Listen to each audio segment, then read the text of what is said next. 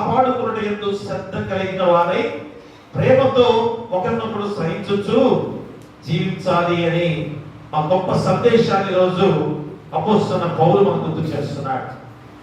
అంటే సంఘముగా ఎలా ఉండాలి, సంఘముగా ఒకే కుటుంబముగా ఉన్న అందరూ కూడా ఎలాంటి సమాధానం కలిగి ఉండాలి. మన సమాధానము ఆత్మచేత ఐక్యం కలిగించే గొప్ప విధానాన్ని మనందరం కూడా ఈరోజు గుర్తిరిగి మన ప్రేమతో ఒకరినొకరు సహించుకొనుచు జీవించాల్సిన బాధ్యతను అపోస్తలుడైన పౌలు ద్వారా ఈ లేఖన భాగంలో మనకు గుర్తు చేస్తున్నాడు. మన సువార్త పాఠ్య భాగంలో యేసుక్రీస్తు వారు చాలా ప్రాముఖ్యమైన మాటలు ఈరోజు గుర్తు చేస్తున్నాడు. ఎందుకనగా మనము మనం జీవించే జీవిత విధానాలు ఎలా ఉండాలి. ఈ లోకంలో గర్వంతో కూడిన హెచ్చు స్థానంలో మనం ఉండకూడదు, గర్వంతో కూడిన హెచ్చు స్థానంలో ఉండకూడదు. కాబట్టి ఎలా ఉండాలి, తనకు తాను తగ్గించుకున్నవాడు హెచ్చించబడను, తనకు తాను హెచ్చించుకున్నవాడు తగ్గించబడను అనే మాట మా ఎంత గొప్ప మాటగా ఈ ప్రపంచంలో మా ఎక్కడ వినబడని ఆ గొప్ప వాక్యం ఈరోజు క్రైస్తవ జీవితానికి ఎంత ఆదర్శమైన వాక్యాన్ని దేవుడు మనకు గుర్తు చేశాడో మనందరం గమనించుకోవాలి. కానీ మనుషులుగా మానవులుగా ఎలాంటి గర్వంతో మనం జీవిస్తున్నాం, నేను హెచ్చుగా ఉన్నాను అనే ఆలోచనతో మనం జీవిస్తున్నాం. కానీ మన తగ్గించు స్వభావంతో మనం జీవిస్తున్నామా? అందుకనే స్వయంగా యేసుక్రీస్తు వారే మా అంత హెచ్చు స్థానంలోంచి ఆ గొప్ప స్థానంలోంచి కిందకి దిగి వచ్చాడు. తను తాను తగ్గించుకున్న దేవాది దేవుడిగా యేసుక్రీస్తు వారిని ఆదర్శంగా మనం చూసుకోవాలి. కానీ మనుషులుగా మానవులుగా మనం ప్రతి విషయంలో కూడా నేను గొప్ప, నేను హెచ్చు అనే భావంతోనే మనము పతనమయ్యే స్థితిలో దిగజారిపోతున్నామనే మాట గుర్తెరగలేకపోతూ ఉన్నాం. అందుకనే ఈ రెండు లేఖన భాగాల ద్వారా చక్కటి అంశాన్ని దేవుడి మనం గుర్తు చేస్తూ దేవుని పిలుపులకు తగినట్లు జీవించు. మా దేవుడు ఎందుకు నిన్ను పిలిచాడు, ఆ పిలుపుకు తగ్గట్లుగా నువ్వు ఎలాగా జీవించాలి అన్న వాక్యం ద్వారా ఈరోజు నీ హృదయాన్ని సిద్ధపరుస్తున్నాడు దేవుడు. మా దేవుడి వాక్యం ద్వారా నిన్ను బలపరచబోతున్నాడు దేవుడు. కాబట్టి మా దేవుడి పిలుపుకు తగినట్లుగా జీవించు అనే ఆ చక్కటి అంశంతో దేవుడు ఈరోజు వాక్యాన్ని మన గుర్తు చేస్తున్నాడు. చూడమో వాక్యంగా అపోస్తలుడైన పౌలు ఎఫెసీయులకు రాసిన పత్రిక 4వ అధ్యాయంలో 2-3 వచనాలు మనం చదువుకుందాం. మీరు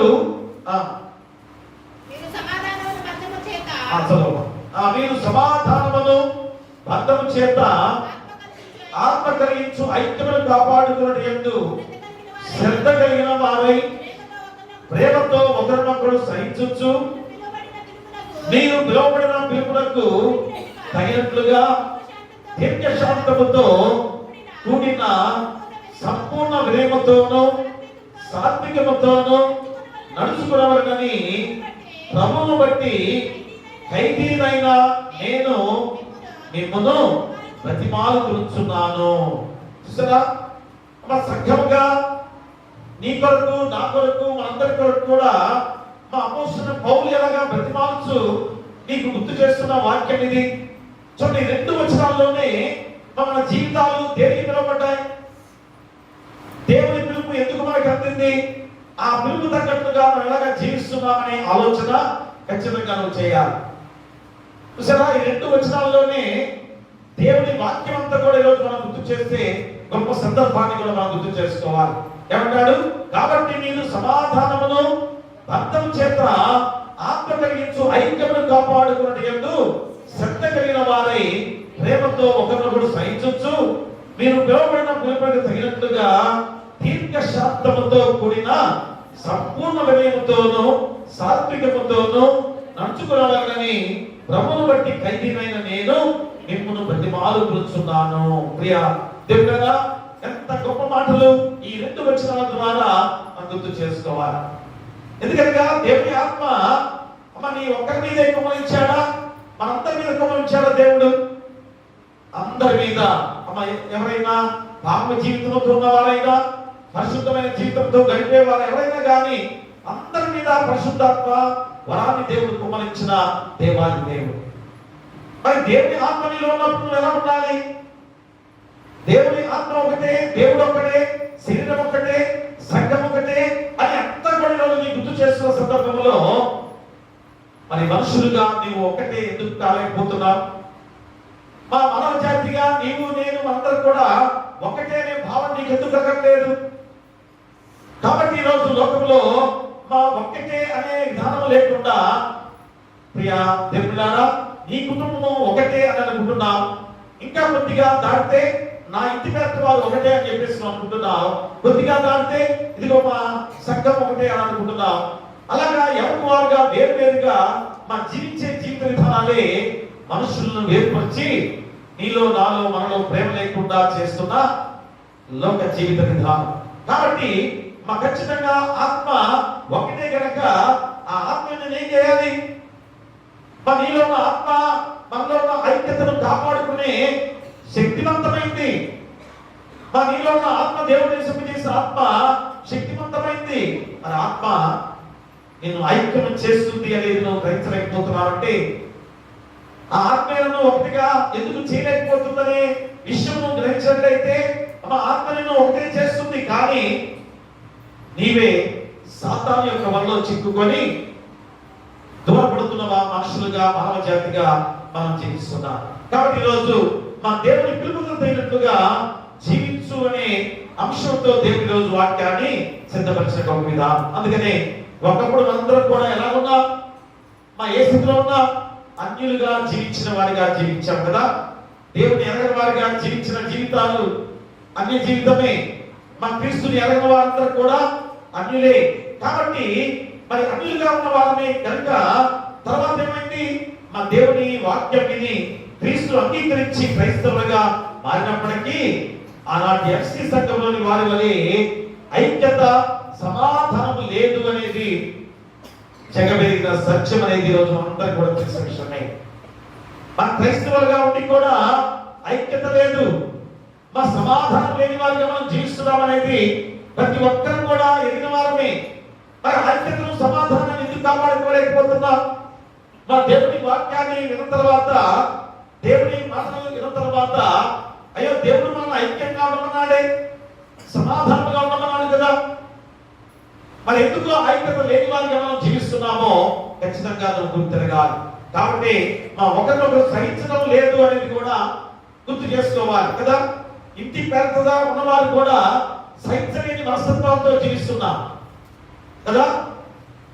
కాబట్టి ఖచ్చితంగా ఒకరినొకరు విధేయత చూపని వారై హెచ్చించుకుంటూ జీవిస్తున్న వారిగా ఈ లోకంలో మనం జీవిస్తున్నాం. చూసారా ఎన్ని చెడు లక్షణాలు మనలో ఉన్నాయో, మా ఏ రీతిగా మనుషులుగా మనలో ఒకరు ప్రేమ లేని వారిగా జీవిస్తున్నాం అనేది ఖచ్చితంగా నీ గుర్తు చేస్తున్నాడు. ఏమిటి? అలాంటి ఎఫ్సి సంఘం కూడా అలాగే ఉంది. ఎఫ్సి సంఘం కూడా అలాగే ఉంది. కాబట్టి అపోస్తలుడైన పౌలు ఖైదీగా ఉన్న ఆ సమయంలో కూడా, చెరసాలలో బంధించబడిన సమయంలో కూడా ఆ సంఘానికి ఎంత చక్కటి ఉత్తరాన్ని రాశాడు. అయ్యా ఎఫ్సి సంఘమా, మీరు ఎలా ఉండాలి? క్రైస్తవులుగా ఐక్యతతో ఉండాలి, సమాధానంతో ఉండాలి, ఒకరినొకరు సహించుకునే వారిగా ఉండాలి, ఒకరిలో ఒకరు విధేయత చూపే వారిగా, హెచ్చించుకునే గుణము లేకుండా తనకు తాను తగ్గించుకునే వాడిగా జీవించండి. మరి ఇంతకన్నా క్రైస్తవుడిగా పొందుకోవాల్సిన అర్హత ఏంటి? అంత గొప్ప అర్హత నీకు గుర్తు చేస్తుంటే నువ్వు ఎలాగా జీవిస్తున్నావు? ఏ విధమైన అంధకార శక్తుల ద్వారా, అనగా అపవాది యొక్క తంత్రం ద్వారా హెచ్చించుకునే గుణం కలిగి జీవిస్తున్నావా? మా ఐక్యత లేని గుణంతో జీవిస్తున్నావా? సమాధానం లేని వాడిగా జీవిస్తున్నావా? అందుకని రోజు మన సంఘానికి కూడా మా దేవుడి గొప్ప వాక్యాన్ని మనం గుర్తు చేస్తున్నాడు. కాబట్టి మా క్రైస్తవ సంఘ విశ్వాసులకు దేవుడు అలాంటి పౌలు గారి పిలుపుకు తగినట్లుగా ఉండటకే నిన్ను పిలిచిన పిలుపు అనేది కూడా గుర్తెరగాలి. చూసారా, దేవుడు పిలిచింది కూడా అదే. మా ఈరోజు అపోస్తలుడైన పౌలు కూడా ఎందుకు నిన్నారా పిలుపుతో పిలుస్తున్నాడు? ఆ విధమైన జీవితాన్ని జీవించమని ఎందుకు నిన్ను గుర్తు చేస్తున్నాడు? ఆలోచన చేసుకోవాల్సిన బాధ్యత మనపై ఉంది. అందుకని ప్రియ దేవుడా, దేవుడి పిలుపుకి తగినట్లుగా నువ్వు జీవించమని ఖచ్చితంగా నీకు గుర్తు చేస్తున్నాడు. ఆ దేవుని పిలుపుకు తగినట్లుగా జీవించినట్లయితే ఖచ్చితంగా పరలోక రాజ్యము నీదే. కాబట్టి అమ్మ ఈరోజే ఈ లోకంలో జీవించిన విధానంలోనే నువ్వు పరలోక రాజ్యం చేరే గొప్ప అర్హత దేవుడు ఎలాగిస్తున్నాడో నువ్వు ఆలోచన చేసుకోవాలి. అందుకనే ఇప్పుడే ఈ వాక్యం ద్వారా ఇవన్నీ నువ్వు చేసినట్లయితే పరలోక రాజ్యంలో నేనున్నాను అనే ధైర్యంతో అపోస్తలుడైన పౌలులాగా బ్రతుకుటకు క్రీస్తే సావైన లాభమే. ఎందుకని మా బ్రతుకుంటే క్రీస్తు గురించి నేను సువార్తను ప్రకటిస్తాను, చనిపోతే క్రీస్తు దగ్గర అనగా పరలోక రాజ్యంలో ఆయన కుడి పార్శ్వమున కూర్చొని సంతోషంగా జీవించే గొప్ప ధన్యకర జీవితం నాకు దేవుడు అనుగ్రహించున్నాడు అనే మాట అపోస్తలుడైన పౌలు చెప్పుకుంటున్నాడు. అమ్మ ఈ రోజు నీకు అమ్మ ఇలాగా ఆ మాట చెప్పుకోవడానికి అర్హత నీకుందా? అపోస్తలుడైన పౌలులాగా మనం కూడా బ్రతుకుటకు క్రీస్తే సావైన లాభమే అని మాట చెప్పుకోగలమా? అయ్యో చనిపోతే నిత్య నరకాగ్నిలో నేను ఉండబోతున్నానేమో అని ఆందోళన భయాందోళన నీకు కలిగి ఉన్నదేమో ఒకసారి ఆలోచన చేసుకొని ఈరోజైనా దేవుని పిలుపులకు తగినట్టుగా జీవించమని హెచ్చరికతో కూడిన వాక్యాన్ని దేవుడు గుర్తు చేస్తున్నాడు. అందుకనే లూకా సువార్త 14వ అధ్యాయంలో 16 నుంచి ఒకసారి చదవండి. 16 నుంచి చదవండి. లూకా సువార్త 14వ అధ్యాయము 16వ వచనం. ఆయన అతనితో ఇట్లనెను, ఒక మనుష్యుడు గొప్ప విందు చేయించి అనేకులను పిలిచాను. ఆ విందు కాలమందు ఇప్పుడు సిద్ధమై ఉన్నది. రండని పిలువబడిన వారితో చెప్పుటకు తన దాసుని పంపాను. అయితే వారందరూ ఏకమనస్సుతో నెపము చెప్పసాగింది. మొదటివాడు, నేను ఒక పొలం కొని ఉన్నాను, ఆవశ్యముగా వెళ్ళి దాన్ని చూడవలను, నన్ను క్షమించవలనని నిన్ను వేడుకొనుచున్నాను అనెను.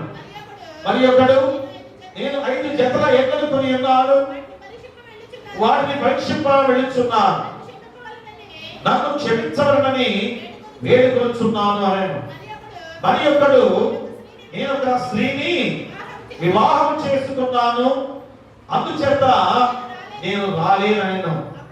అప్పుడు ఆ దాసుడు తిరిగి వచ్చి ఈ మాటలు తన యజమానికి తెలియచేయగా ఆ ఇంటి యజమానుడు కోపపడి, నువ్వు త్వరగా పట్టణపు వీధుల్లోనికి సందులలోనికి వెళ్ళి వీధులను, అంగహీనులను, కుంటివారిని, గుడ్డివారిని ఇక్కడికి తోడుకొని రమ్మని ఆ దాసులతో చెప్పాను.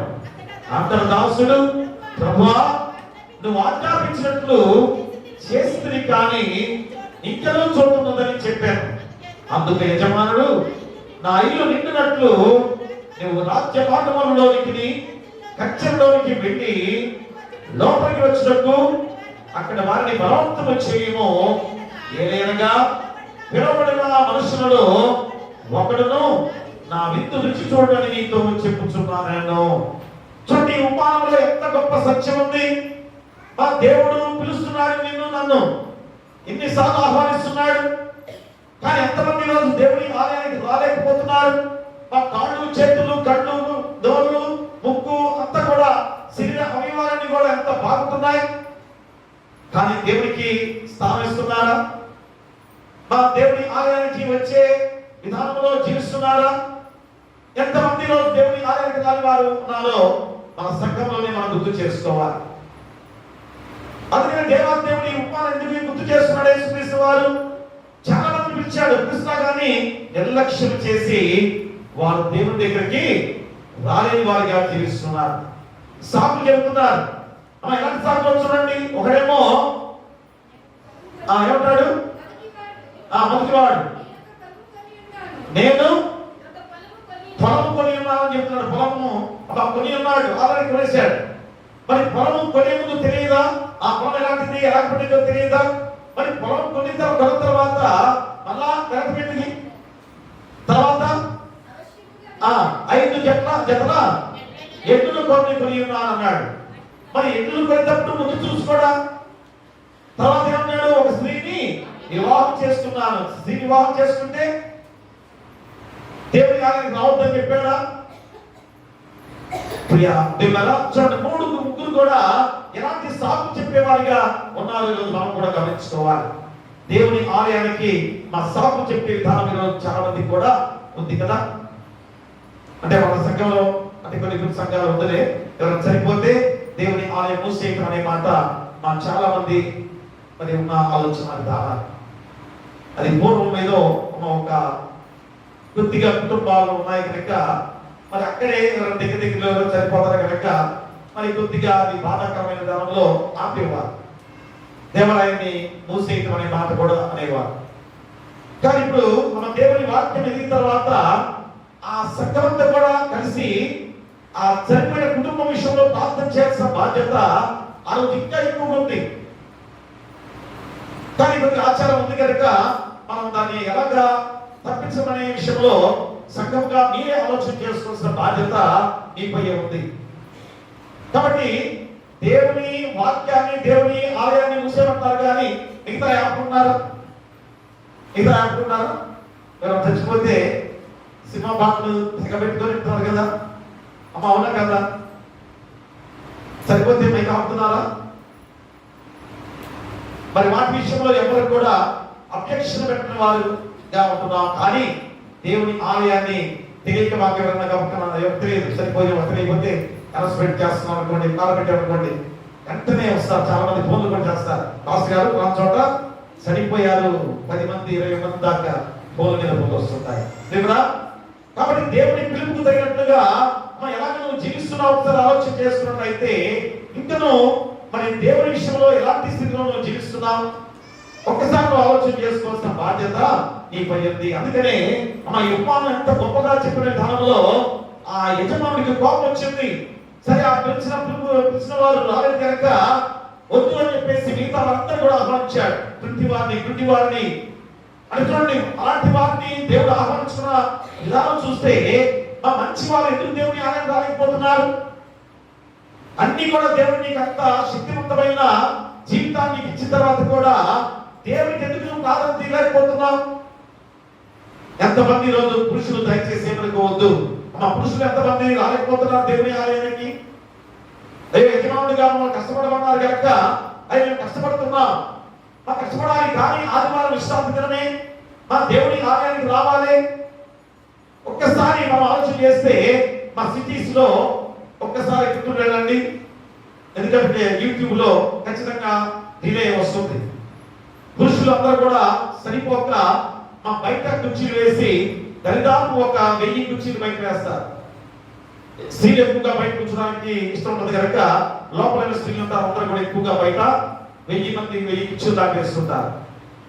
అంటే అంతమంది పురుషులు వస్తున్న విధానాన్ని మనం ఒకసారి గమనించుకుంటే మన ఈ రోజు ఎంతమంది పురుషులు మన ఆలయానికి వస్తున్నారు? స్త్రీలు పర్లేదు ఒక 30% రావచ్చు, వస్తున్నారు కరెక్టే. పురుషులు ఒక 5% కూడా వస్తున్నారా అని ఆలోచనతో ఉన్న విధానాన్ని ఆలోచన చేస్తే ఎవరు దేవుని ఆలయానికి రావాలి? యజమానులుగా ఉన్న పురుషులే బలవంతులు, శక్తిమంతులు. వారు దేవుని ఆలయానికి దేవుని వాక్యాన్ని వినాలి, దేవుని మార్గంలో నడవాలి. అందుకనే ఒక్కసారి మనం ఆలోచన చేస్తే అపవాది ఎక్కువగా యజమానులుగా పురుషులనే పట్టుకున్న విషయాన్ని గమనించలేకపోతున్నారు. ఆరోగ్య విషయంలో కానీ మా ప్రతి విషయంలో కూడా అర్థాంతరంగా మా ఎందుకు అపవాది చేత నశించిపోయే మనుషులుగా మనం జీవిస్తున్నామంటే మా దేవునికి, దేవుని సంఘానికి, దేవుని యొక్క ఆలయానికి ప్రాధాన్యత ఇవ్వలేని వారిగా మనం జీవిస్తున్నాం. లోకపరంగా ఆలోచన చేస్తూ జీవిస్తున్నామనే ఆలోచన ఖచ్చితంగా మనం చేయాలి. అందుకని ఖచ్చితంగా ఈ యొక్క ఉపమానం ద్వారా ఎంత చక్కగా అందరూ పిలిచాడో, ఇంకేమన్నాడు? రాజమార్గంలోనికి వెళ్ళండి, కంచెంలోకి వెళ్ళి లోపలికి వచ్చినట్టు అక్కడ వారిని బలవంతం చేయండి. అంటే మొదటి వారు కనబడి వారు మొదటి వారు కాబోతున్న సందర్భాన్ని కూడా మనం గమనించుకోవాలి. క్రైస్తవులుగా మా క్రైస్తవులుగా మనం కూడా ఆలోచన చేసుకోవాలి. క్రైస్తవులుగా నేనున్నానని అనుకున్నామేమో, కానీ మా మొదటి వారు చివరికి కనబడి అమ్ముతావా? కనబడి వారు చివరికి మొదటి వారు కాబోతున్నారా? గమనించుకుని క్రైస్తవుడిగా నీ యొక్క విధులు ఏంటో నువ్వు గమనించుకోవాలి. మా క్రైస్తవుడిగా ఎలాగా జీవించాలో దేవుని పిలుపు తగినట్లుగా జీవించాల్సిన బాధ్యత నీపై ఉంది. అందుకే మత్తయి సువార్త 22వ అధ్యాయం చూడండి ఒకసారి. మత్తయి సువార్త 22వ అధ్యాయంలో 14వ వచనాన్ని చదవండి. కాగా కాగా పిలువబడిన వారు అనేకులు, ఏర్పరచబడిన వారు కొందరే అని చెప్పాను. చూసారా, పిలువబడిన వారు అనేకులు, ఏర్పరచబడిన వారు కొందరే. మరి ఆ కొందరిలో నువ్వు ఉన్నావా? ఆ కొందరిలో నువ్వు ఉన్నావా లేదో ఆలోచన చేస్తున్నావా? అందుకని ఈరోజు మా 2 ఉపంశాల ద్వారా దేవుడు వాక్యాన్ని సిద్ధపరుస్తున్నాడు. దేవుని తగినట్టుగా జీవించు అనే అంశం ద్వారా 2 ఉపంశాల ద్వారా నువ్వు ఎలాగా జీవించాలని గుర్తు చేస్తున్నాడు. ఒకటి, మా పిలిచినంత మాత్రాన హెచ్చించుకునవద్దు అని చెబుతున్నాడు. మొట్టమొదటిగా మా దేవుడు పిలిచాడు, ఆ పిలుపు తగినట్లుగా జీవించాలే కానీ నువ్వేం చేస్తున్నావు? హెచ్చించుకునే వాడిగా జీవిస్తున్నావు. అంటే నాకేం కుదువా? దేవుడు నన్ను ఎంతగా పిలిచిన ఆ పిలుపుకు నాకు ఎంతో దీవెనకరంగా నేను జీవిస్తున్నాను. కాబట్టి దేవుడి సంబంధం ఏంటి, దేవుడితో నాకు పని ఏంటి అనుకునే విధానంలో హెచ్చించుకునే గర్వంతో కూడిన జీవిత విధానాలు మానవుడికి ఎక్కువగా ఉన్నాయని ఈరోజు గుర్తు చేస్తున్నాడు. అందుకే లూకా సువార్త 14వ అధ్యాయం 7వ వచనాన్ని చదువుకుందాం. పిలువబడిన వారు భోజన పంక్తిని అగ్రపీఠము ఏర్పరచుకోవడం చూచి ఆయన వారితో ఉపమానము చెప్పాను. ప్రియ దేవులారా, చూడండి ఏం జరిగింది ఇక్కడ. చూడండి, వారిని ఆ విందుకు పిలువబడిన భోజన పంక్తికి పిలువబడ్డారు. ఆ పిలువబడ్డప్పుడు ఏం జరిగింది? అక్కడ అగ్రపీఠంలో ఏర్పరచుకున్నాడు చూచి ఆయన వారితో ఉపమానం చెప్పాను. ఇదిగో ఒక భోజన పంక్తిని పిలిచారు. పిలిచినప్పుడు ఏం చేస్తున్నారు వారు? మొట్టమొదటిగా ప్రథమ స్థానం ఎక్కడుందో, అయ్యా మొట్టమొదటి స్థానం ఎక్కడుందో అని ఎదుగుకుంటూ వారు ఆ అగ్రస్థానం ఎక్కడుందో అక్కడికి వెళ్ళి కూర్చోబోతున్నారు. అది చూశారు యేసుక్రీస్తు వారు. ప్రియమరా, ఎందుకంటే వారు హెచ్చించుకునే గుణంతో అక్కడ ఆ పరిశీల శాస్త్రుల యొక్క జీవిత విధానం ఉందని గుర్తు చేస్తున్నాడు. అంటే వాళ్ళ పరిశీలి చెప్పారులే, శాస్త్రులు చెప్పారులే, మనకేంటని అనుకుంటున్నావా? మా కాదు, రోజు మనకి గుర్తు చేస్తున్న వాక్యమే. మనం కూడా ఏం చేస్తాం? ఒక పెళ్లికి కానీ లేదా ఒక ఫంక్షన్ కానీ ఎవరైనా ఆహ్వానించారు. ఆహ్వానించడం ఏం చేస్తాం? మా ముందు చాలా జాగ్రత్తగా ఆలోచన చేయాలి. ఎందుకంటే ఇదిగో ముందు ప్లేస్ ఉంది కనుక ఒకసారి మీరు వెళ్తే ఫంక్షన్ కన్నా మొట్టమొదటిగా ఏం చేస్తారు? ఆ విఐపీలు కూర్చోవాలని ఆ కుర్చీలు కూడా వెరైటీగా ఏదో తొడిగి పెడుతుంటారు కదా. అవి ఎవరికి ఒక విఐపీకి ఏర్పాటు చేసే కుర్చీలు అని చెప్పేసి అర్థముగా ఉండడానికి కదా. కానీ కొంతమంది తెలియక ఏం చేస్తారు? గమగా వెళ్ళి ముందు కూర్చుంటారు. తర్వాత ఏమవుతుంది? ఆ విఐపీలు ఎవరైనా వస్తారనుకోండి, అప్పుడు యజమానుడు వచ్చి ఏం చేస్తాడు? అయ్యా నువ్వు లేచి వెనక్కి వెళ్ళు, ఇదిగో విఐపీలు వచ్చాక మీరు అక్కడ కూర్చుంటారు అన్నప్పుడు నీ యొక్క మా మనసు ఎలాగుంటుంది? నీ మనసు ఎలాగుంటుంది? అంత బాధ. ఒకసారి కోపం వచ్చేసి నన్ను లేపుతాడా అని అక్కడ పెళ్లి కూడా ఉండకుండా వాటి ఉండకుండా కూడా వెళ్ళిపోయి ఇంటికి వెళ్ళిపోయేవాడు చాలా మంది కూడా ఉంటారు. అందుకని నువ్వు ఏం చేయాలి? ఆ యజమానుని పిలిచేంత వరకు కూడా అక్కడే నుంచో. మా తర్వాత ఏం జరుగుతుంది? యజమాని చూస్తాడు, చూసి అక్కడ ఉన్నారు కనుక స్వయంగా యజమాని వెళ్ళి నేను తీసుకొచ్చి నీకు ఏర్పాటు చేసే స్థలంలో కూర్చోబెడతాడు. ఎంత ధన్యత! అప్పుడు ఎంత గొప్ప ఆధిక్యత నీకు దేవుడు ఇచ్చిన గొప్ప విధానం. అది ఈరోజు ఎందుకు గుర్తు చేస్తున్నాడనగా, ఈరోజు విశ్రాంతి దినం యొక్క ఆచారం విషయంలో ఈ పరిశుద్ధ శాస్త్రులు యేసుక్రీస్తు వారిని ఎలాంటి క్వశ్చన్లు వేస్తున్నారో చూడండి. మా విశ్రాంతి దినమున స్వస్థత చేయకూడదు అనే ఆలోచన ఎంత భయంకరమైన ఆలోచన వారిది. అంటే ఏం కావాలి? ధర్మశాస్త్రానుసారంగా ఆలోచన చేస్తున్నారు. అంతేగాని ఒక మనిషి యొక్క బాధ గురించి తెలుసుకోవట్లేదు.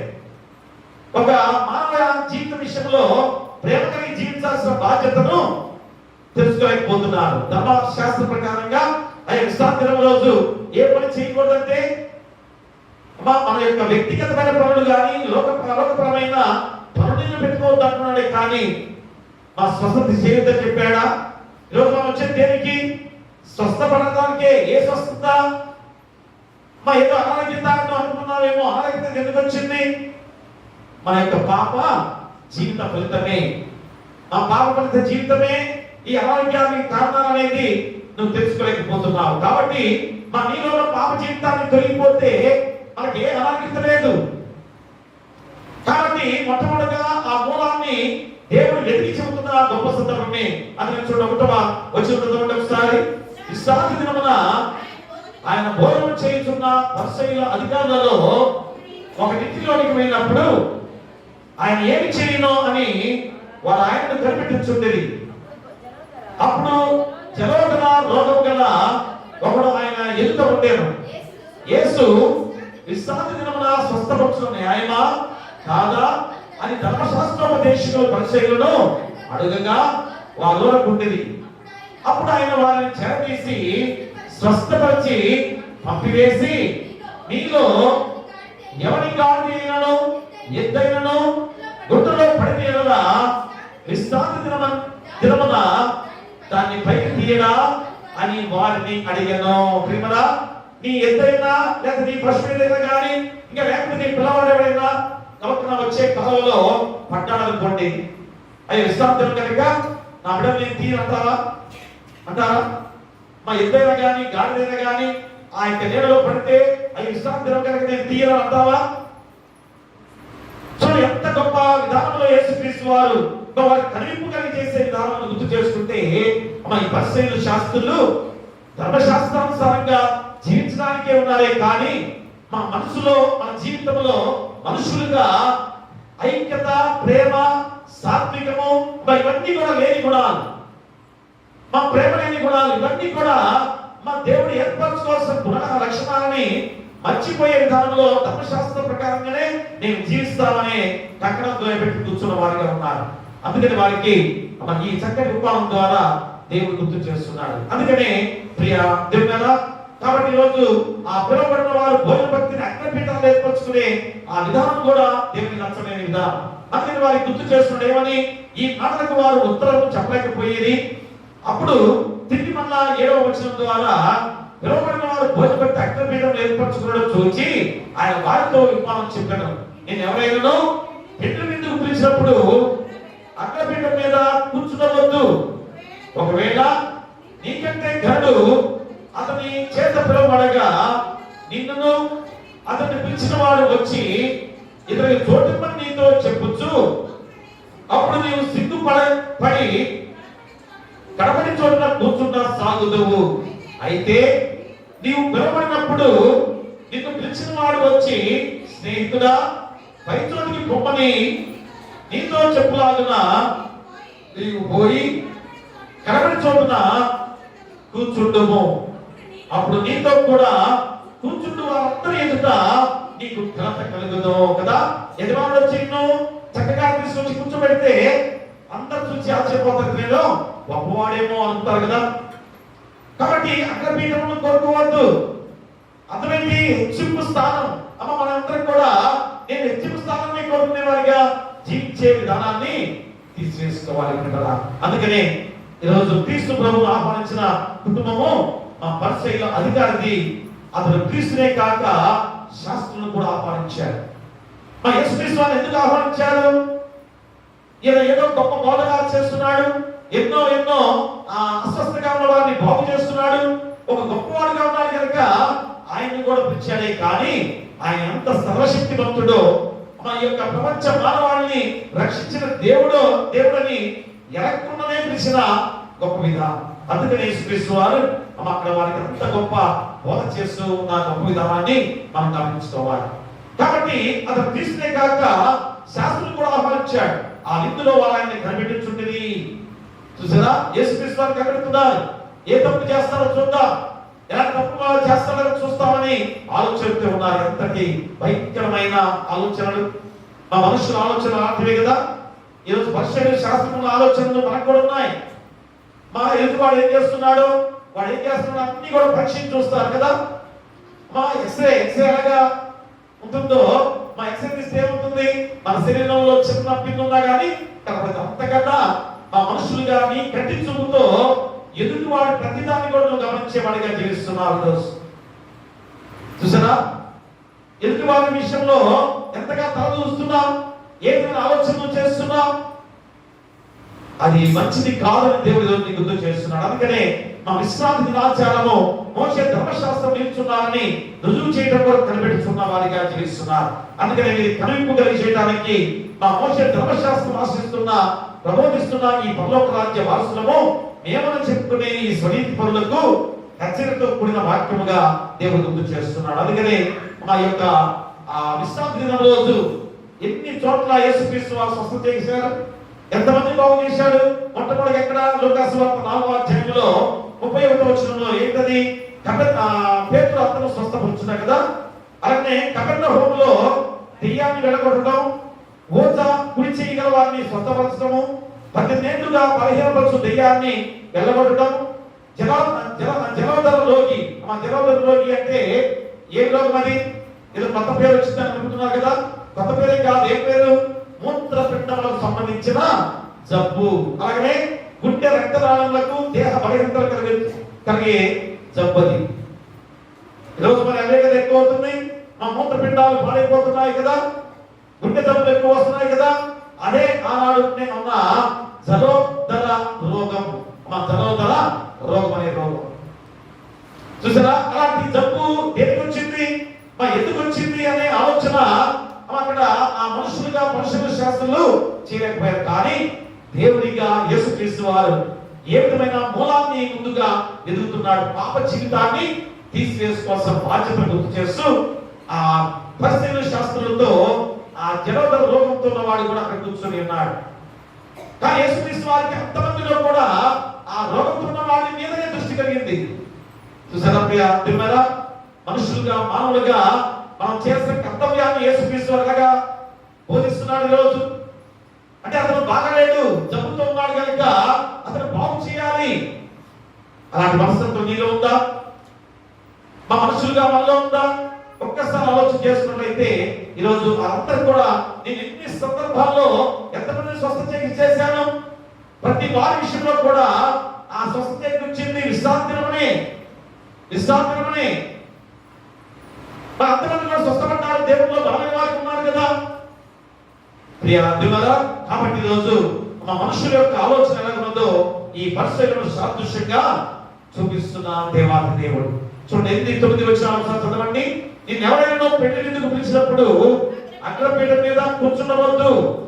ఒకవేళ నీకంటే ఘనుడు అతని చేత నిలబడగా నిన్ను అతన్ని పిలిచిన వాడు వచ్చి ఇతనికి చోటిమ్మని నీతో చెప్పును.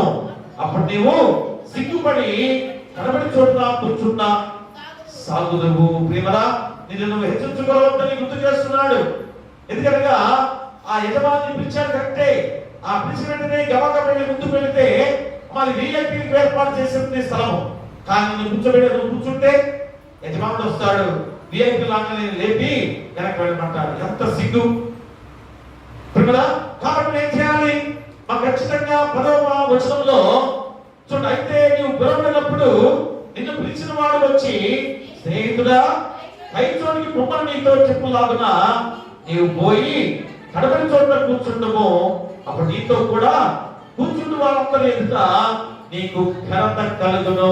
ప్రియ దేవునారా, కాబట్టి నువ్వు గుర్తు పెట్టుకొని మా దేవుడిని పిలిచిన పిలుపుకి నువ్వు రెచ్చిపోవద్దని గుర్తు చేస్తున్నాడు.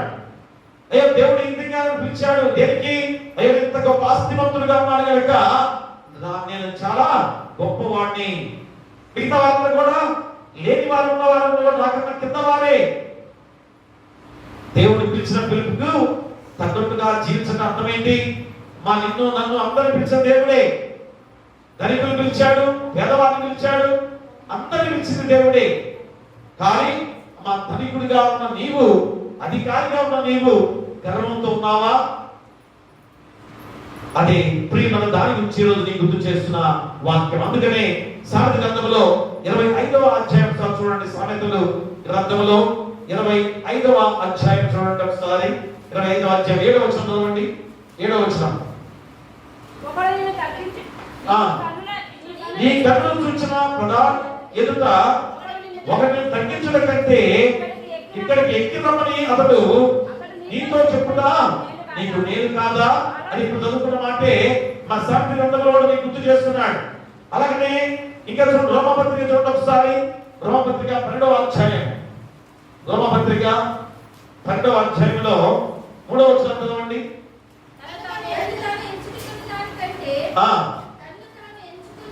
తను తాను ఎంచుకున్న దానికంటే ఎక్కువ ఎక్కువగా ఎంచుకొనక దేవుడు ఒక్కొక్కరికి విభజించి ఇచ్చిన విశ్వాస పరిమాణం ప్రకారము తాను స్వస్థ బుద్ధి గలవాడుపై తగిన రీతిగా తనను ఎంచుకొనవలెనని నాకు అనుగ్రహించబడిన కృపను బట్టి నీలో ఉన్న ప్రతివాదితులను చెప్పుచున్నాను. ప్రియ దేవుడా, తను తాను ఎంచుకునేదగిన దానికంటే ఎక్కువగా ఎంచుకొనక, చూసారా, దేవుడే నిన్ను హెచ్చించేవాడు. కాబట్టి నీకు నువ్వుగా నువ్వు హెచ్చించుకోవద్దని మళ్ళా నీకు గుర్తు చేస్తున్నాడు. కాబట్టి ఫిలిప్పు రాసిన పత్రిక కూడా ఒకసారి చూద్దాం. మా అపోస్తలుడైన పౌలు ఫిలిప్పు రాసిన పత్రిక 2వ అధ్యాయం 3వ వచనం అండి. 3వ వచనం, కక్ష చేతనైనను వృధాతిశయము చేతనైనను ఏమీ చేయక వినయమైన మనస్సు గల వారై ఒకరినొకడు తనకంటే యోగ్యుడని ఎంచుచు. ప్రియముడా, ఎంత గొప్ప మాట చూసారా? కక్ష చేతనైనను వృధాతిశయము చేతనైనను ఏమీ చేయక వినయమైన మనస్సు గల వారై ఒకరినొకడు తనకంటే యోగ్యుడని ఎంచుకొనుడి. ఇది క్రైస్తవ జీవితానికి దేవుడు పిలిచిన పిలుపు. అమ్మని పిలిచింది ఈ వినయ మనస్సు కలిగి ఒకరిలో ఒకరు ప్రేమ కలిగి మా తనకంటే ఎదుటివాడు యోగ్యుడని ఎంచుకోవాల్సిన బాధ్యతని దేవుడు గుర్తు చేస్తున్నాడు. ఎంచుకోవాల్సిన బాధ్యతని దేవుడు గుర్తు చేస్తున్నాడు. అందుకని మా పేతురు రాసిన 2వ పత్రికలో కొన్ని గుర్తు చేస్తున్నాడు. చూడండి, పరిశుద్ధమైన పేతురు రాసిన 2వ పత్రిక 1వ అధ్యాయము 10వ వచనాన్ని చదవండి. 1వ అధ్యాయం 10వ వచనం, అందువలన సహోదరులారా నీ పిలుపును ఏర్పాటును నిశ్చయం చేసుకున్నట్టు మరి జాగ్రత్త పడుడి. చూసారా, మా దేవుని పిలిచింది. కాబట్టి సహోదరులారా నీ పిలుపును ఏర్పాటును నిశ్చయం చేసుకున్నట్టు మరి జాగ్రత్త పడుడి. మరి ఎప్పుడైనా మీరు జాగ్రత్త పడాలి. హెచ్చించుకునే మనస్సు అపవాదిది. మా హెచ్చించుకునే మనస్సు ఎవరిది? అపవాదిది. చూడండి, యెషయా గ్రంథంలో ఆ మాట వల్ల మీకు గుర్తు చేస్తున్నాడు. యెషయా గ్రంథము 14వ అధ్యాయం చూడండి ఒకసారి. యెషయా గ్రంథం 14వ అధ్యాయంలో 12 చదవండి. 12వ వచనము, తేజో నక్షత్రమా వేకు చుక్క నీ వెట్లు ఆకాశం నుండి పడింది, జనములను పడగొట్టిన నీవు నేలమట్టం వరకు ఎట్లు నరకబడింది. నేను ఆకాశం ఎక్కిపోయేదను, దేవుడి నక్షత్రము పైగా నా సింహాసనం హెచ్చించును, ఉత్తర దిక్కులనున్న సభాపర్వతం మీద కూర్చుందును, మేఘ మండలం మీద ఎక్కుదును, మహోన్నతులతో నన్ను సమానునిగా చేసుకుందునని నీవు మనసులో అనుకుంటివి కదా. చూసారా ప్రేమరా? అమ్మ ఎలాంటి ఎవరిది అనుకుంది? చెప్పగలరా? ఎవరు అనుకుంది? ఇది లూసిఫర్ అనే దేవదూతే. అమ్మ దేవదూతే ఫస్ట్ కదా. దేవుని దగ్గర ఉన్న విధానంలో అది దేవునితో నేను సమానంగా ఉన్నాను, దేవునిలాగా నేను కూడా ఉన్నాను కదా, మహిమ నాలో ఉంది కదా, నేను కూడా దేవునిలాగా ఉన్నాను కదా అని ఆలోచన చేసిన ఆ లూసిఫర్ అనే సాతానికుడు ఎంత భయంకర స్థితిలో ఉన్నదో మనందరికీ తెలిసిన విషయమే కదా. మన దేవుని చేత బంధించబడింది. మా దేవుడు తన పాదాల కింద అణగొట్టబడే భయంకర జీవితంలో ఉన్న జీవిత విధానం. కానీ ఒకప్పుడు దేవదూతే. ప్రేమలా, ఈరోజు మనం కూడా అదే జీవితం కలిగిన వాళ్ళమే. కానీ అపవాదికి ఎప్పుడైతే వారసులైపోయామో మనలో ఉన్న మహిమ పోయిన వారిగా మనం జీవిస్తున్న విధానమే. కానీ మళ్ళా శిలువ యాగం ద్వారా నిన్ను నన్ను రక్షించి అదే మహిమ రూపముగా నిన్ను సిద్ధపరిచిన దేవాది దేవుడు. కాబట్టి ఈరోజు మనం కూడా అదే శక్తివంతులమే. ఇక ఎవరైనా కూడా గర్వించవద్దు.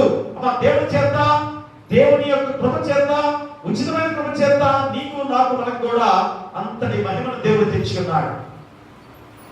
మరి నీకు నువ్వుగా తెచ్చుకున్న మహిమ కాదే. కాబట్టి నువ్వు ఎందుకు గర్వపడుతున్నావు ఇప్పుడైనా గమనించుకోండి. అందుకనే అక్కడ ఏమన్నాడు 14వ అధ్యాయంలో 15వ వచనం ఏమన్నాడు చూడండి, నీవు పాతాళపు నరకంలో ఒక మూలకు త్రోయబడితివే, నిన్ను చూచువారు నిన్ను నిదానించి చూచుచు ఇటు తలపోయిందురు. చూసారా? తర్వాత చదువుకోండి. ఇంటి దగ్గర ఎంత భయంకరంగా మా అపవాది జీవితం ఉందో అర్థం చేసుకోలేకపోతున్నామా? ఈరోజు మన జీవితాల్లో కూడా అలాగే ఉన్నాయని ఆలోచన చేసుకోలేకపోతున్నామా?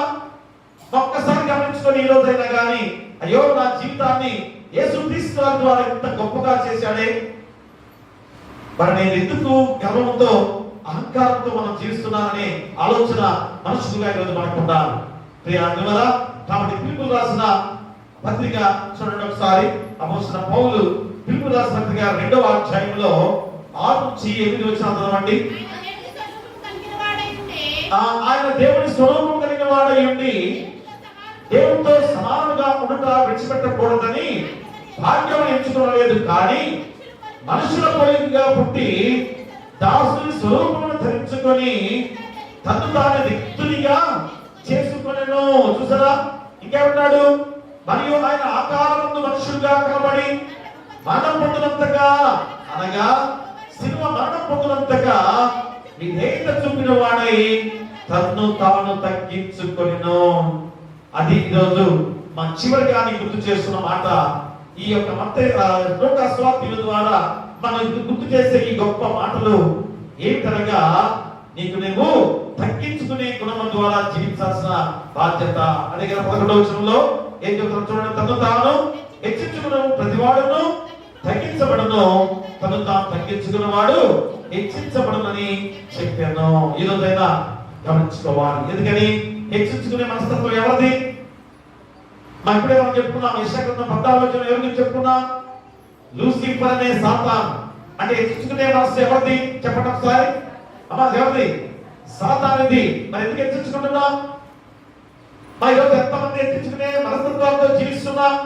ఏ మాత్రం కూడా హెచ్చించుకునే వారిగా ఉండకుండా, అది అపవాది మనస్సు కనుక తనకు తాను తగ్గించుకునే మనస్తత్వంతో మనం జీవించాల్సిన బాధ్యత అది దేవుని మనస్సు కలిగిన వారిగా ఉండే గొప్ప విధానం. కాబట్టి ఈ రోజైనా నువ్వు గమనించుకొని వాక్యం ద్వారా బలపడాల్సిన బాధ్యత నీపై ఉంది. ఇక రెండోది, మా పిలువబడిన పిలుపుని తగినట్టుగా జీవించు. చూసారా, నేను దేని పిలిచాడు దేవుడు? చూడండి, అపోస్తలుడైన పౌలు ఎఫెసీయులకు రాసిన పత్రిక 4వ అధ్యాయము 1 నుంచి 3 వచనాల్లో మా ఖచ్చితమైన మాటలు నీకు గుర్తు చేస్తున్నాడు. కాబట్టి మీరు సమాధానమును బంధము చేత ఆత్మ కలిగించు ఐక్యమును కాపాడుకున్నట్టు శ్రద్ధ కలిగిన వారై ప్రేమతో ఒకరినొకరు సహించు, మీరు పిలువబడిన పిలుపు తగినట్లుగా దీర్ఘ శాంతముతో కూడిన సంపూర్ణ వినయముతోను సాత్వికతతోను నడుచుకునవలెనని ప్రభువును బట్టి ఖైదీనైన నేను మిమ్మల్ని ప్రతిమాలుకొనుచున్నాను. ప్రియుడా, ఏం చెప్తున్నాడు? మా దేవుడిని పిలిచిన పిలుపు తగినట్లుగా జీవించమని చెప్తున్నాడు. ఎలాగా? సమాధానమైన బంధము చేత ఆత్మ కలిగించు ఐక్యమును కాపాడుకున్న వారై ఉండాలి. మొట్టమొదటి మీ హృదయంలో రాసుకోండి. ఇప్పుడు మా పేపర్లో రాసుకోవట్లేదు, మీ హృదయంలో రాసుకోండి. ఏంటది? మా సమాధానము బంధము చేత ఆత్మ కలిగించు ఐక్యమును కాపాడుకున్న వారై ఉండాలి. ఐక్యత ఉందా? క్రైస్తవ సంఘముగా ఇన్ని రోజులు మనందరం కూడా దేవుల్లో ఉన్నాం. ఎన్ని సంవత్సరాల నుంచి క్రైస్తవ సంఘం అనే ఆ ముద్రతో మనం జీవిస్తున్నాం. ఐక్యత ఉందా? చెప్పండి, ఐక్యత ఉందా? ఉంది అనే ఆలోచన చేస్తే, ఉదాహరణకి మన యొక్క దేవాలయ విషయంలోనే కదా, మళ్ళీ అక్కడికే వస్తున్నాను నేను. రావాలి. ఎందుకంటే మా ఐక్యత లేని విధానం ద్వారా నూతన దేవాలయ నిర్మాణ విషయంలో ఎంతగా మనలో ఐక్యత లేదో, ఎంతగా ప్రతాపించలేని విధానంలో మనం ఉన్నామో ఆలోచన చేసుకోవాలి. అంటే ఎంత ఐక్యత లేని వారిగా క్రైస్తవ సంఘంగా ఉన్నా, ఈ రోజైనా ఐక్యత ఎదురు రాలేకపోతున్నా అని ఆలోచన చేయాలి. అందుకని ఈరోజు సమాధానం బంధం చేత సమాధాన పరుచుకోలేని వారిగా ఉన్నామంటే అర్థం ఏంటి? ఈరోజు ఆత్మ కలిగించు ఐక్యత, మా ఆత్మ నిన్ను కలిగించే ఐక్యతగా ఉంది, కానీ ఆత్మ నీలో ఉన్నా కూడా ఐక్యతగా రాని వారిగా మనం జీవిస్తున్నాం. రెండవది, శ్రద్ధ కలిగిన వారై ఉండాలి. ఖచ్చితంగా దేవుని యందు, దేవుని వాక్యముతో శ్రద్ధ కలిగిన వారై ఉండాలి. మూడవది, ప్రేమ కలిగిన వారై ఉండాలి. నాలుగవది, ఒకరినొకడు సహించుతూ ఉండాలి. ఐదవది, దీర్ఘశాంతం కలిగిన వారిగా ఉండాలి. ఆరవది, సంపూర్ణ వినయముతో ఉండాలి. ఏడవది, సాత్వికమును గుణము కలిగి జీవించాలి. 7 మాటలు, 7 పరిపూర్ణ సంఖ్య.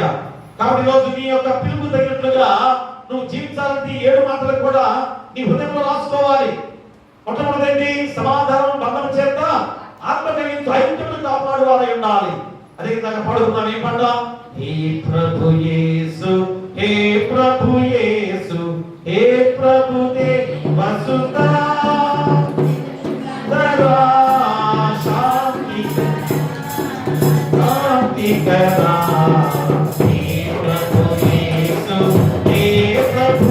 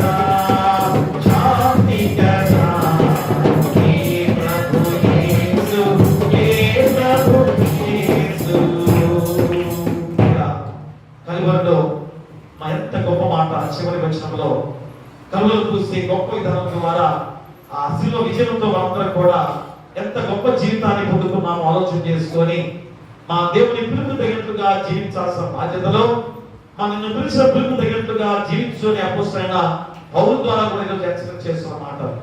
యేసుక్రీస్తు వారే కాదు, తన శిష్యుడిగా ఉన్న అపోస్తలుడైన పౌలు కూడా ఈ మాటని గుర్తు చేస్తున్నాడు.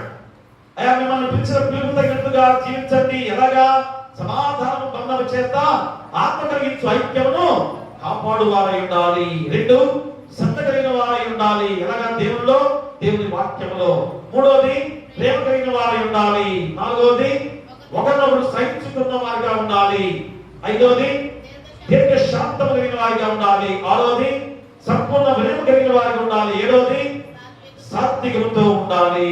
ఇవి ప్రియ దేవుడారా, ఇవన్నీ కూడా మా పిలువబడిన పిలుపు తగినట్టుగా నడుచుటకు సహకరించే గొప్ప మాటలు. ఇదేదో నోటితో చెప్పుకున్న మాటలు అనుకుంటున్నావేమో, కానీ మన ఈ జీవితానికి మోక్ష మార్గం కలిగించే 7 మాటలు కదా. కలవరిలో శిలువ యాగములో 7 మాటలు దేవుడు పలికిన మాటల ద్వారా మా దేవాది దేవుడు ఎక్కడికి వెళ్ళాడు? తండ్రి కృపార్శన చేయడం గొప్ప విధానం. ఈరోజు నీ జీవితం కూడా అదే.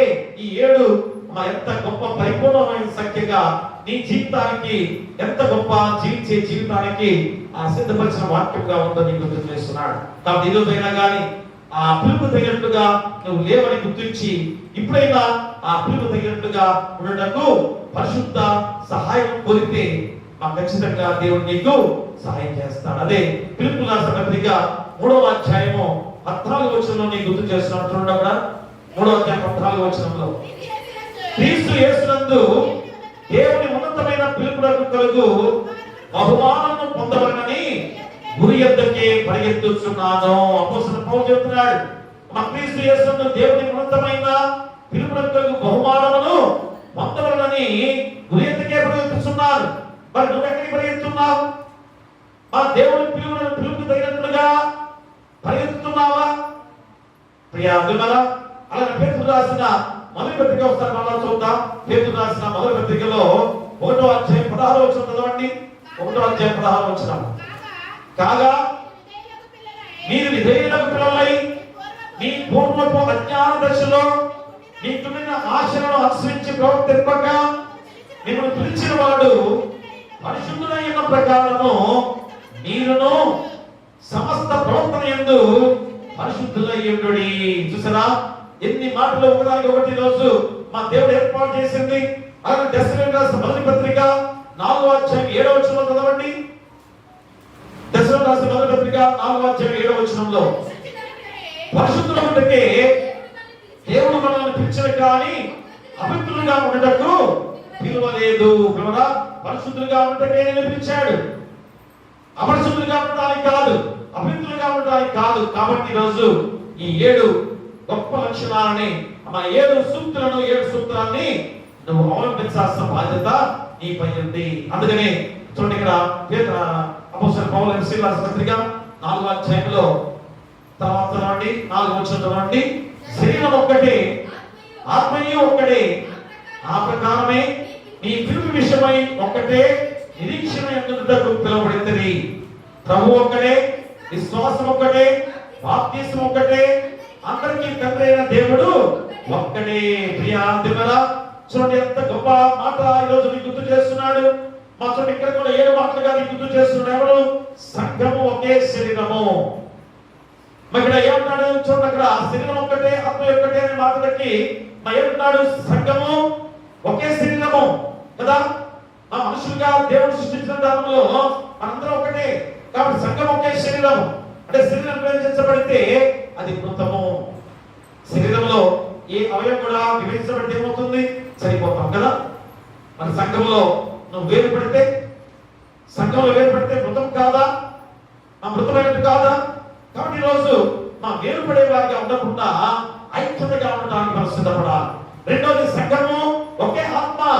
మా పరిశుద్ధాత్మను బంధించబడిన సజీవమైన సహవాసముతో మా జీవించాలి. సంఘము ఒకే ఆత్మ. ఇదే దేవుని ఆత్మ మనందరిపై గమనించాడు. కాబట్టి ఒకే ఆత్మ కాదా? మరి ఒకే ఆత్మతో నిన్న వారిగా ఉండి మా వేరు వేరుగా ఎందుకు చేస్తున్నాం? కాబట్టి బాధ్యత నీపై ఉంది. మూడవది, మా సంఘము ఒకే నిరీక్షణ కలది. ఒకే నిరీక్షణ. ఏ నిరీక్షణ? మా నిరీక్షణ దేనికి? మనందరం కూడా పరలోక రాజ్యంలో నిత్య రాజ్య వాసులు అనే నిరీక్షణ కదా. మరి అదే ఒకే నిరీక్షణ ఈరోజు మనందరం కూడా కలిగి ఉండాలి. అంటే దేవుని రాజ్యమే సంఘ నిరీక్షణ గాని పదవుల బాపులాట కాదని ఈరోజు నీకు గుర్తు చేస్తున్నాడు. ఇక నాలుగోది, సంఘ ప్రభు ఒక్కడే. మా ఈరోజు సంఘానికి దేవుడు ఒక్కడే, ప్రభు ఒక్కడే కదా. యజమానుడైన క్రీస్తుకు సంఘము లోబడాలి. చూసారా, సంఘానికి మనం అందరం కూడా క్రీస్తు వారు ఒక్కడే కదా. మరి ఒక్కడైనప్పుడు అందరం కూడా ఎందుకు ఒక్కటి కాలేకపోతున్నాం? ఐదవది, సంఘం యొక్క విశ్వాసం ఒక్కటే. మా సంఘం కూడా విశ్వాసంలో ఒక్కటిగా ఉండాలి. ఎలాంటిది? విధేయత లేని విశ్వాసం కానీ ఆ విశ్వాసం లేని విధేయత కానీ క్రైస్తవ్యానికి పనికి రాదు. అంటే విశ్వాసం ఉండాలి, విధేయత ఉండాలి. ఎందుకంటే విధేయత లేని విశ్వాసం కానీ విశ్వాసం విధేయత కానీ క్రైస్తవ్యానికి పనికి రాదు. ఇక తర్వాత ఆరవది, సంఘం ఒకే బాప్తిస్మం కలది. మా యేసుక్రీస్తు పాపి కలిగిన దైవిక మార్పుకు బహిరంగ గుర్తు బాప్తిస్మము. నువ్వేమనుకుంటున్నావు? పాస్ గారు చెప్పి బాప్తిస్మం నాకు ఉదయం అనుకుంటున్నావేమో, ఇంకొకటి బాప్తిస్మం కావాలని నువ్వు అనుకుంటున్నావేమో, ఇంకొక రకంగా ఇచ్చే బాప్తిస్మం అది కాదు. ప్రియమా, అందరికి కూడా అమ్మ యేసుక్రీస్తు పాపికి కలిగిన దైవిక మార్పు అనేది అసలైన బాప్తిస్మం. అదంతా యేసుక్రీస్తు ద్వారా మనకు కలిగిన బాప్తిస్మమే. కాబట్టి నీ పాపాన్ని ఒప్పుకోవడానికి మా ద్వారా మీరు బాప్తిస్మం తీసుకుంటున్నారే కానీ యేసుక్రీస్తు వారి శిలువలో బలియాగముగా తన రక్తం చేత మా ఏ రీతిగా నిన్ను మార్చిన దేవాది దేవుడు.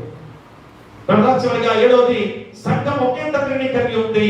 మా సంఘము దేవుని కుటుంబము, ప్రేమగల తండ్రి పాలకుడుగా, పోషకుడుగా, రక్షకుడు, ఇవన్నీ ఈ సంఘములో చేర్చబడిన వారికి తెలియాలి. అప్పుడే క్రీస్తు ముద్ర నీపై ఉంటుంది. ప్రేమరా, 7 మాటలు కూడా ఒకటే అనే దాని మీద 7 మాటలు కూడా వచ్చాయి కదా. కాబట్టి ఈరోజు సంఘం అంతా ఒకటే అనే మాట ఇప్పుడైనా గ్రహిస్తారా? గమనించగలరా? కాబట్టి మా క్రైస్తవ జీవిత విధానంలోనే వేరు పడుతూ అందరూ కూడా అటు ఇటు చల్లా చెదరైపోతూ ఒకే సంఘముగా, ఒకే ఆత్మగా, ఒకే దేవుడుగా, ఒకే విశ్వాసముగా, ఒకే నిరీక్షణగా జీవితాలు లేని వారిగా మనం జీవిస్తున్నామేమో. కానీ ఈరోజు అందరూ గమనించుకొని దేవుడు ఒక్కడే కనుక మనం కూడా ఒక్కడిగా ఉండాలి. సంఘమంతా ఒకటిగా ఉన్నప్పుడే మనందరము ఎత్తబడతాం. ఇప్పుడైనా గమనించండి, అందరూ వేరు పడితే సంఘం ఎత్తబడే వాటిలో ఉండమేమో. కాబట్టి సంఘం అంతా కూడా ఒకటిగా ఉండాల్సిన బాధ్యత నీపై ఉంది. అప్పుడే మనందరం ఎత్తబడతాం. ఒకసారి నువ్వు ఆలోచన చేస్తే ఇక ఏ మాత్రం కూడా అటువైపు ఇటువైపు ఇప్పుడు కూడా మనం చూడవు. ఒకే గురి, నీ గురి యొక్కకే నువ్వు పరిగెత్తగలవు. అది ఖచ్చితంగా నా సంఘము మన సంఘం అని నేను చెప్పుకోవట్లేదు. కానీ ఎందుకు చెప్తున్నానంటే ఇది పర్ఫెక్ట్ గా జరిగే సంఘం. 5 సంవత్సరాలకు ఒకసారి పాస్ వస్తా మేము వెళ్ళిపోతాం. కానీ ఆరాధన జరుగుతాయి, ప్రార్థన జరుగుతాయి, అన్ని జరుగుతాయి కదా. ఎన్ని సంవత్సరాల నుంచి ఇంత కట్టుబాటుతో జరుగుతున్న సంఘం మనం ఎందుకు దీని నుంచి విడిపోయి వెళ్ళవలసి వచ్చిన విధానం? అందుకని మనలో ఐక్యత లేకుండా పోయింది. దేనికైనా ఆ అందమైన మనస్తత్వంతో జీవించిన మనసులు ఉన్నాయి కనుకనే మన విభేదాలు వచ్చాయి. ఇలాంటి ఐక్యత లేని జీవిత విధానాలు, ఇది కాబట్టి ఇంకో చోట మేము అంతం లేండి, నువ్వు చేయకపోతే పెళ్లి నేను ఇంకో చోట చేసుకుంటాం లేండి కదా. ప్రేమరా, అది సంఘముగా ఎత్తబడే సంఘంలో లేవు అనేది ఒకసారి ఆలోచన చేసుకొని ఇప్పుడైనా నువ్వు ఈ పరిశుద్ధ సంఘంలో ఒకటిగా ఉండి ఐక్యతగా, ప్రేమగా, సాత్వికమైన మనస్సుతో, ప్రేమతో ఒకరి ప్రేమ చూపించుకుంటూ మనందరం కూడా ఐక్యతగా జీవించమని రోజు నేను గుర్తు చేస్తున్నాను. అదే దేవుని పిలుపు తగినట్టుగా జీవించే గొప్ప ధన్యకరమైన. హెచ్చించుకోవద్దు, దయచేసి అంతరంతరంగా హెచ్చించుకోకుండా ఆయన పిలుపు తగినట్టుగా జీవించమని ఈ 2 పాఠ్యభాగాన్ని గుర్తు చేస్తున్నాడు. నీ కృప నీ కుటుంబాన్ని గుర్తు మీకు మీ కుటుంబాలకు సదాకాలం దేవుడు తోడైనను కాక. ఆమేన్. సమస్త జ్ఞానం ఇచ్చిన దేవుని సమాధానం యేసుక్రీస్తు వలన మీ హృదయములకును మీ తలపులకును కావలయును గాక. ఆమేన్. దేవాన యందు శుద్ధ హృదయము కలుగచేయుము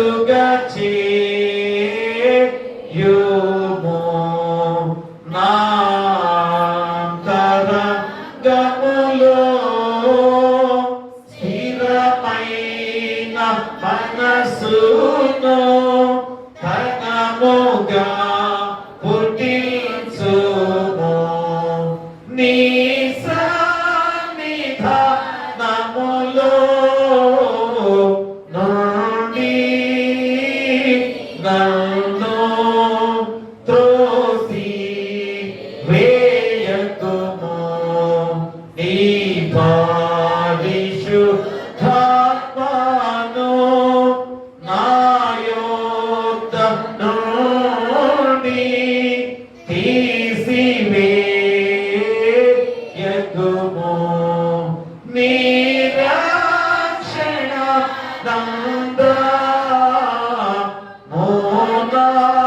కుమారాలా పుట్టించుము.